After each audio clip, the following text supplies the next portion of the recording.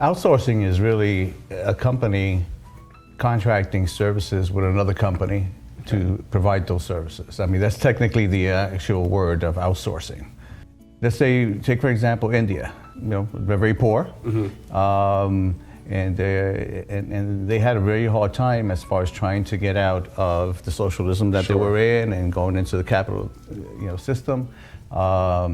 They just said, you know what, we have these resources here, we got to do something with them. And that's how this outsourcing truly began. Okay. And right now, it's probably in 9 different countries, 10 different countries that are doing outsourcing. Okay.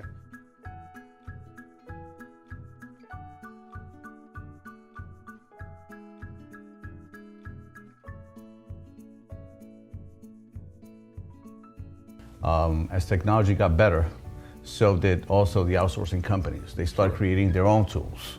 When you look at outsourcing, initially, like I was saying, it was more the body itself, but now the outsourcing companies have gotten a lot of technology in place that not only has it allowed companies to reduce their costs based on personnel, but since the efficiency is more, then you even need less of those.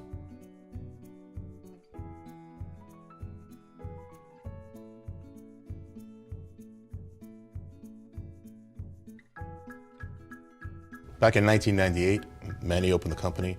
He saw a very specific need, mainly in medical coding. So medical coding, I'm not sure if you're aware, Sam, but it drives the revenue for hospitals, for physician offices, for ambulatory care centers, pretty much any healthcare organization. So without having enough coders in an organization, you can imagine it affects the bottom line, it affects cash flow, the AR, the unbilled, et cetera. So at the time, back in late 90s, I should say, 1998 and the early 2000s, there was about a 4,000 to 5,000 workforce shortage in medical coding. Back in 1998 and the early 2000s, medical records were paper-based. That's right. So you needed coders to be on site, literally in the hospital or in the medical practice, reading the medical record, and that's how you apply the codes.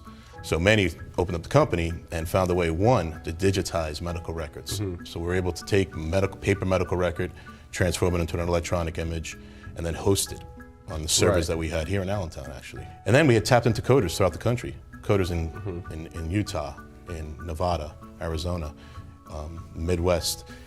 And those coders were able to just work from their homes and work as a consultant. So they were full-time coders working full-time jobs during the day, coding for us at night. Okay. And that's where it was born. It was born right there, the concept of outsourcing medical coding.